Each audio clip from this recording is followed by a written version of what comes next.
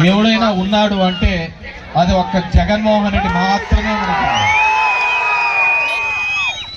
ఈరోజు ఆ జగన్మోహన్ రెడ్డిని ఏదో విధంగా ఇబ్బంది పెట్టాలని ఎలా గుంటనక్కల్లాగా అందరూ చూస్తున్నారు చూసా.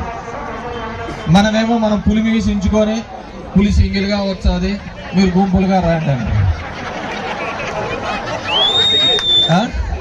పులి సింగిల్గా కాదు, కానీ దాంట్లో రాజనీతి కూడా ఉండాలి.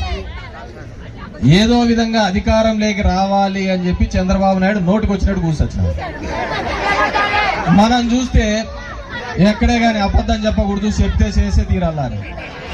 అది ఎట్లుంటుందంటే మన పురాణాలన్నీ చూసినా కానీ సత్యహరిశ్చంద్రుడు అన్ని నిజాలే చెప్పారు. యాడివే ఎక్కడ పోయినాడు రాజు కాబట్టి ఏదైనా కానీ అశ్వత్థామ కుంజరహ అదే చంద్రబాబు చేసేది.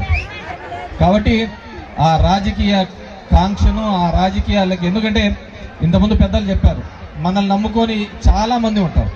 కేవలం ఒక కులం వల్లే కాదు, చాలా మంది కోట్లాది మంది జనాలు జగన్మోహన్ రెడ్డి గారు ముఖ్యమంత్రి అయితే ఆయన చేసిన సాయం వల్ల ఎంతో మంది చదువుకున్న వాళ్ళు ఉన్నారు, బాగుపడిన వాళ్ళు ఉన్నారు, ఎన్నో విధాలుగా ఉన్నారు. కానీ ఒక పత్రికా వాళ్ళు కొంతమంది కలిసి ఈరోజు మీరు చూస్తూ ఉంటారు, ఈనాడు కానీ ఆంధ్రజ్యోతి కానీ, వాళ్ళకి చంద్రబాబు రోజు ఫోన్ చేసి చెప్పాడు నా గురించి ఇట్లా రాయండి అని.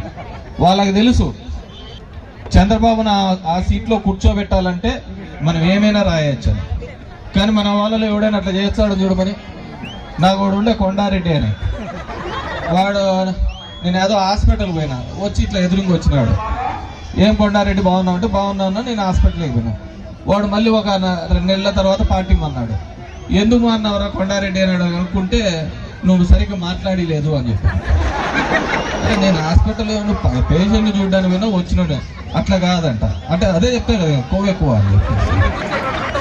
కాబట్టి మనము గతంలో జరిగిన తప్పిదాలు ప్రతిసారి ఏ విధంగా అయితే రామోజీ, రాధాకృష్ణ వీళ్ళందరూ కూడా చంద్రబాబు ఏం చెప్పాడు, రోజు చెప్పాడు, కానీ ఆయన అధికారంలోకి రావడం కోసం ఏ విధంగా కష్టపడినారు, పనిచేశారు. ఆ విధంగా మనం అందరం కూడా, ఎందుకంటే కేవలం దానివల్ల ఓన్లీ రెడ్లే బాగుపడతారని కాదు. అలా చూసినారంటే రెడ్లు చాలా నష్టపోయినారు, రెడ్లే పెద్దగా బాగుపడలేకపోయింది గవర్నమెంట్, అవునా కదా? కానీ మన తలెత్తుకొని తిరిగే విధంగా చేసినాడు జగన్మోహన్ రెడ్డి గారు. ఎక్కడే కానీ అంత డబ్బు సంపాదనతో రాదు, మన గౌరవంగా నిలబడేదాంతో వస్తారు. గౌరవంగా తలెత్తుకొని మనం 10 మందికి సాయం చేసే దాంట్లోనే మనకు బాగా తృప్తుంటాం. నా గుడ్ మార్నింగ్ ధర్మవరంలో నాకేం వచ్చినది ఏంది లేదు, కానీ నేను తిరుగుతున్నప్పుడు రోజు ఒక 10 మంది 20 మంది సమస్యలైనా తీర్చగలిగినానా అని చెప్పేసి ఒక ప్రజాప్రతినిధిగా, ఒక నాయకుడిగా నాకు అంతకంటే పెద్ద తృప్తి వచ్చే కార్యక్రమం.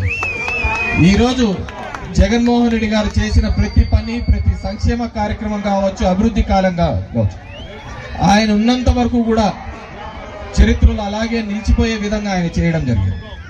ఈరోజు చంద్రబాబు నాయుడు అలాంటి వేదే కానీ చేసిన దాఖలాలు. అట్లానే ఈరోజు మనందరం కూడా ఒకటే గుర్తుపెట్టుకోవాలి, కష్టకాలం ఇది. ఎందుకంటే మీ అందరికీ తెలుసు ఇవాళ అధికారంలో లేవు, మనం అందరం కూడా కలిసి మెలిసి పోరాటం చేయాల్సిన అవసరం ఉంది. ఈరోజు ఇలాంటి కష్టకాలంలోనే ఒకరికొకరు తోడుగా ఉండాలి. ఇలాంటి కష్టకాలంలోనే అందరం కలిసి పోరాటం చేయాల్సిన అవసరం ఉందని చెప్పి తెలియజేస్తున్నాను. ఒక్కసారి గమనించండి, ఈ ప్రభుత్వం వచ్చి 6 నెలలు అయింది. ఈరోజు చివర 2 అక్షరాలుంటే ఎస్పీ గారి దగ్గర నుంచి ఎస్ఐ గారి దగ్గర కూడా అందరినీ కూడా పోస్టింగ్ ఇవ్వకుండా బయట నిలబెట్టే కార్యక్రమం చేస్తూ ఉన్నారు. ఎస్పీలు, డిఎస్పీలు, సిఐలు, ఎస్ఐలు మొత్తం కూడా ఈరోజు పోస్టింగ్. అంతేకాదు వివిధ శాఖల్లో ఉన్న ముఖ్యమైన పోస్టులన్నీ కూడా ఇవాళ ఎవరు రాజ్యాంగం నడుస్తుందండి చెప్పాడు. ఆ రోజు జగన్మోహన్ రెడ్డి గారి పరిపాలనలో ఉంటే రాజారెడ్డి రాజ్యాంగం నడిచిందని లోకేష్ చించుకున్నాడే. ఈ రోజు ఈ రాష్ట్రంలో నారా లోకేష్ రాజ్యాంగం నడుస్తా ఉంది. ఈరోజు చూసాం సుధారెడ్డి అని పక్కనే చిలకలూరిపేట అమ్మాయి సోషల్ మీడియాలో పోస్టులు పెట్టిందని మొన్న శ్రీకాకుళంలో అరెస్ట్ చేసి నర్సరావుపేట జైలుకి తీసుకొచ్చారు. నర్సరావుపేట జైలు నుంచి మళ్ళీ 2 రోజుల నుంచి చీరాల పోలీసులు తీసుకెళ్లారు. నిన్న మేము జైలుకి వెళ్ళి పలకరిద్దామంటే నిన్న ఆదోని, కర్నూలు జిల్లా ఆదోని తీసుకెళ్లారు. ఇంకా 4 వారెంట్లు రెడీగా ఉన్నాయంట. రాష్ట్రం అంతా కూడా ఒకే కేసు పెట్టి ఆ అమ్మాయిని, భర్తని చిత్రహింసలు పెట్టి కొట్టి నానా ఇబ్బందులు పెట్టే కార్యక్రమం చేస్తున్నారు. అట్లానే నగరికల్ అబ్బాయి రాజశేఖర రెడ్డి, వాడిని ఒకే కేసు మీద నందిగాం జైల్లో పెట్టారు. మళ్ళీ నిన్న నర్సరావుపేట జైలుకి తీసుకొచ్చారు. మళ్ళీ ఇక్కడి నుంచి ఇంకో చోటకి కేసులు పెట్టి ఒకే కేసు, ఒకే పోస్ట్ సోషల్ మీడియాలో పోస్ట్ పెట్టినందుకు వీళ్ళకి రాష్ట్ర వ్యాప్తంగా కూడా కేసులు పెట్టి ఇవాళ నానా ఇబ్బందులు పెట్టే కార్యక్రమం చేస్తారు. నేను అడుగుతా ఉన్నాను, ఏమయ్యా లోకేష్, మీ తెలుగుదేశం సోషల్ మీడియా సైనికులు జగన్మోహన్ రెడ్డి గారి మీద పెట్టలేదా? విజయమ్మ గారి మీద పెట్టలేదా? భారతి గారి మీద పెట్టలేదా? ఎన్ని పోస్టులు పెట్టారు మీరందరూ కూడా. మరి శ్యామల, ఆమె మీద కూడా పోస్టులు పెట్టారు. ఇవాళ వీళ్ళందరూ తప్పు చేయలేదు, కేవలం వైఎస్ఆర్ కాంగ్రెస్ పార్టీ వాళ్ళు మాత్రమే తప్పులు చేశారు.